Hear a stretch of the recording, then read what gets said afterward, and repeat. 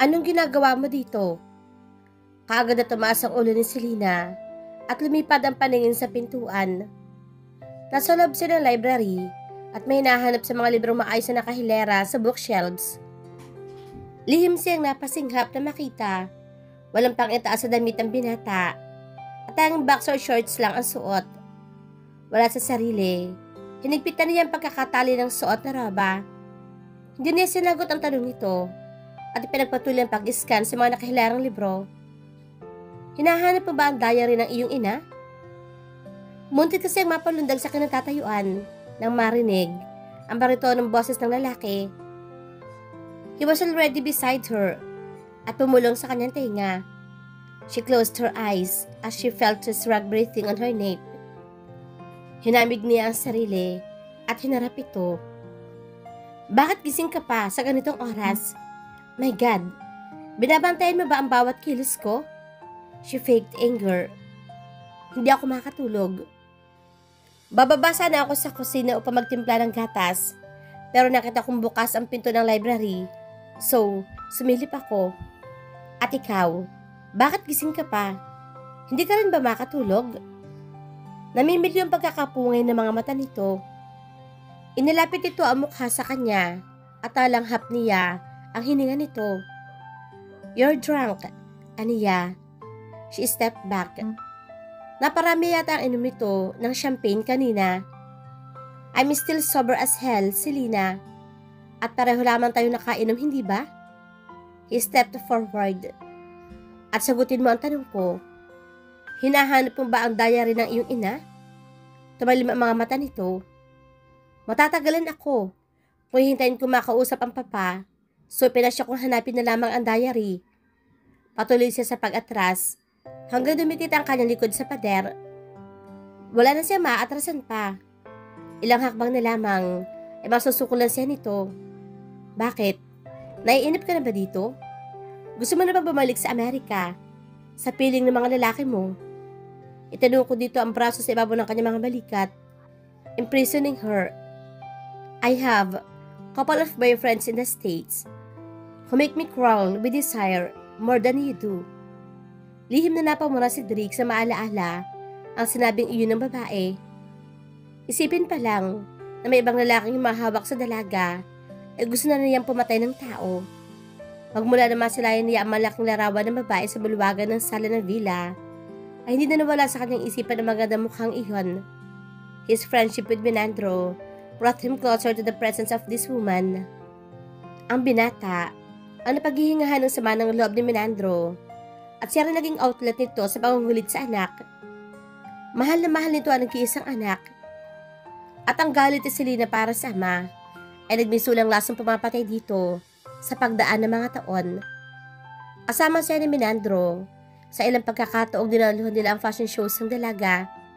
Sa unang pagkakataon, nasilayan niya ng personal na babae ay lalo pang nadagdagan ang tinatagong paghanga niya rito.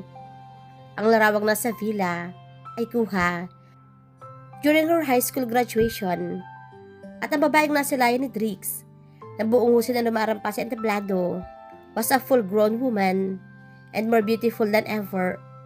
Mula noon, ay palagi na siya sumasama kapag si Menandro ay nagayaya na duluhan ang fashion shows nito, and he admired her in distance.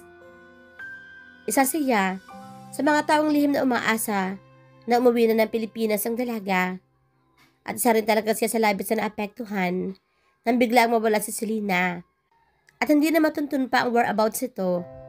Isa rin siya sa mga taong natuwa na muling mahanap ang dalaga sa Hawaii. Selena. He felt as if he would burst anytime. He waited for so long for this moment to happen. Ang mahawakan ng babae at ikulong sa mga bisig niya. Ang madama ang ilang tuon na pinapangarap niyang mahalikan ito. His hand slid to her narrow waist and pulled her closer to him. Hindi siya makakapayag na muling bumalik sa Amerika ang dalaga. Napasinghap si Selena na dumikit ang mainit na dibdib ni Drake sa kanya. His bare chest crushed her, at napagkakadikit tayo ng mga katawan nila ay mistulang apoy na unti-unting tumutupok sa kanyang katinuan. Drix, She tried to hold on to her sanity and attempted to push him away. But he was holding her in a tight embrace that she could not even move. Nararamdaman niya ang init na nanggagaling sa hubad nitong katawan. She could smell his manly scent. Nang bumaba ang mukha nito sa kanya, she screamed her lungs out. Subalit walang boses na lumabas sa kanyang lalamunan. And when her lips covered hers in a wild kiss, she lost her mind. She answered his kiss with hunger that surprised her most. Selena. Lumuwag ang pagkakayakap nito sa kanya, giving her the space to breathe. Ang mga kamay niya ay naglakbay sa hubad na likuran ng lalaki. Nang bitawan siya nito, ibulakan niya ang mga mata and looked down to remove the strain in her neck, dulot ang matagal na pagkakatingala. She saw his bare chest and was fascinated by the smooth hairs growing on it. She planted a soft kiss on it that made him groan hard. Kapaguan ay marahas siyang inabot ito and gave her love bites on the neck. Isang ungol ang kumawala sa kanyang lalamunan. She gasped for air dahil pakiramdam niya ay naubos ang supply ng oxygen sa kanyang dugo at laman. Naramdaman niya ang marahas na pagkiklas ng binata sa kanyang suot na roba at nahulog iyon sa karpeted na sahig. Isang manipis na pantulog ang kanyang suot sa ilalim niyon. Nakita niya ang passion sa mga mata nito na makita ang halos subad na niyang katawan. Pagkatapos ay hiniklas ang manipis niyang pantulog. Nahigit niya ang kanyang hininga ng tuluyang malantad ang kanyang dibdib sa harapan. "You're beautiful, Selena." Poos na tungturan. Dumikit ang likod ng dalaga sa malamig na pader upang pigilin ang sariling mabuwal. Ang mga kamay niya ay kumapit sa batok ng binata upang umamot ang lakas doon. She was not aware of what was happening anymore. Ang kanyang buong atensyon ay nakatuon sa sensasyong dulot ng mga yakap at halik ng binata. Hindi na niya namalayang natanggal pala ang kahuli-hulihang saplot sa katawan. "You won't look for another man after this night, Selena," he said, in between kisses. "You'll be mine, and mine alone." His breathing was rugged, and his eyes filled with smoky passion. Alam niya may sinasabi si Drix, but her mind was flying away somewhere. Wala siyang maintindihan isa man sa mga salitang sinasabi nito. She cried in pain na maramdaman ang tuluyang pagkapunit ng bagay na iyon. Si Drix ay natikilan at lumipad ang paningin sa nakangiwi niyang mukha. Hindi ito makapaniwala sa natuklasan. Natanim sa kanyang isipan na meron na itong karanasan pagdating sa kama. How could she stay innocent? Gayong halos 10 taon itong nanirahan sa isang liberal na bansa, and she even graced the catwalk without wearing a bra. Si Selena ay hindi malaman kung ano ang gagawin ng mga sandaling iyon. She felt awkward in her position at agad siyang umalis doon. He seemed confused. Hindi ba nito nagustuhan ang kaalamang wala pa siyang karanasan? She did not understand what he said a while ago, at higit sa lahat ay hindi niya alam kung paano ang gagawin. She felt sore between her teeth when she tried to walk. Pero hindi na iyon pinansin. Paika-ikang nilipitan niya ang suot na roba at tinakpan ang hubad na katawan. Napatingin siya dito. Nakaupo pa rin ito habang nakatungo ang ulo. Nang tumaas sa mukha nito upang tapunan siya ng tingin, mabilis siyang pinulot sa sahig ang iba pang saplot at lumabas ang library. Surely, pinagtatawanan siya ng lalaki dahil sa kanyang pagiging walang karanasan. Katunayan, hindi nito pinagpatuloy ang ginagawa ng malaman wala pa siyang karanasan. Sinugurado niyang nakalak ang pinto ng silid niya bago isinubsob ang sarili sa kama. Hindi na napigilan ang sariling umiyak sa habag sa sarili. The last time she cried was 10 years ago, nang mamatay ang kanyang ina. Mula noon, hindi na niya hinayaan pa ang sariling umiyak dahil tanda iyon na ang kahinaan. Pero ngayon, hindi na mapigilan ang sarili na umiyak at inaamin niya sa sarili, mahina siya.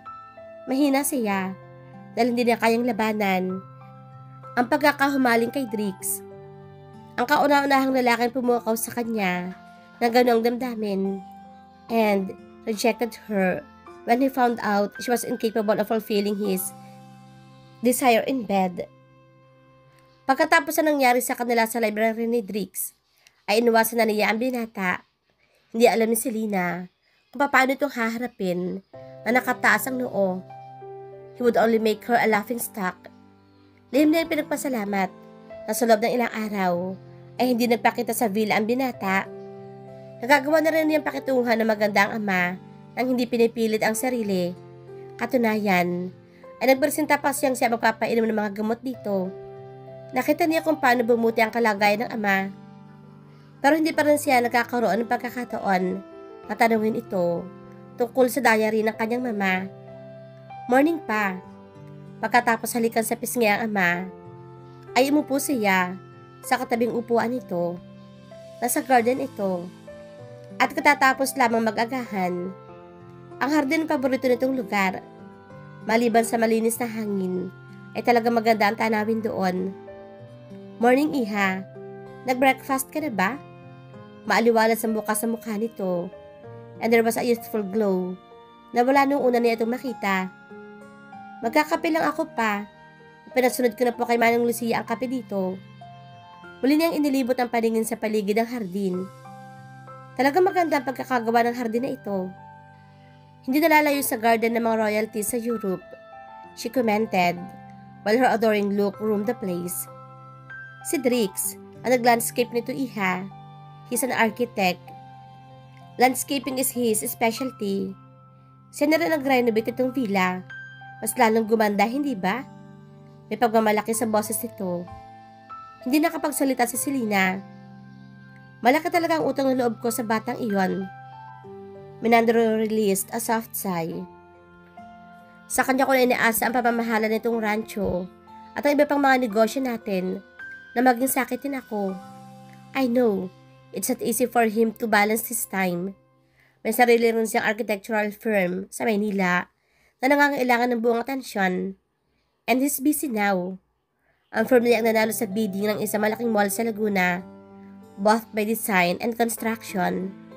At sa mga susunod na araw, ay mawawala na ito ng pagkakataon asikasuhin ang rancho.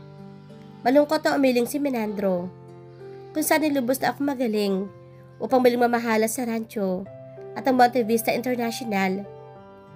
Nanatiling nakikinig lang at nakatitig sa ama si Selena. Hindi niya alam kung ano ang sasabihin.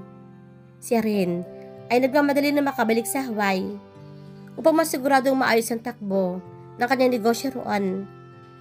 At ang maituloy ang napipintong pagpapatayo ng second branch, mas magiging busy siya pagtungo roon. Mag-iisang buwan na siya sa Pilipinas at alam niya, kailangan na niya bumalik ng Amerika sa lalong madaling panahon. Alam mo ba, nakahanda na ang last will and testament ko, Selena? Nahigit niya ang kanyang hininga sa sinabing iyon ng ama. Pa, hindi maganda pag-usapan ang tungkol sa bagay na iyan. Habang, I'm just preparing everything, iha. Matanda na ako at sakitin. Gusto ko, nasa ayos ang lahat. Bago ako sumunod kay Isabel. Matagal ko nang gustong sumunod sa iyong mama, iha. Hindi lang kita maiwan-iwan. Tumiim ang mga bagang ni Selena. Now, he was talking as if he dearly loved her mother. Magsisinungaling ba naman ito upang makuha ang kanyang simpatya at ginamit pa ang kawa-awang asawa? Lihim na yung naikuyom ang kanyang kamao sa galit. Ikaw ang nag-iisang tagapagmana ng Rancho Isabel at Monte Vista International, Selena. Sa iyo nakalaan ang lahat ng pinaghirapan kong ipundar. Monte Vista International is worth billions, iha.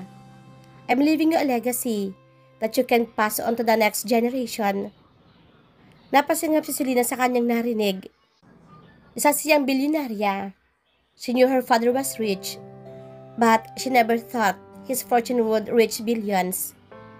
Ito ba ang naging kapalit ng kamatayan ng kanyang ina? She cleared her throat.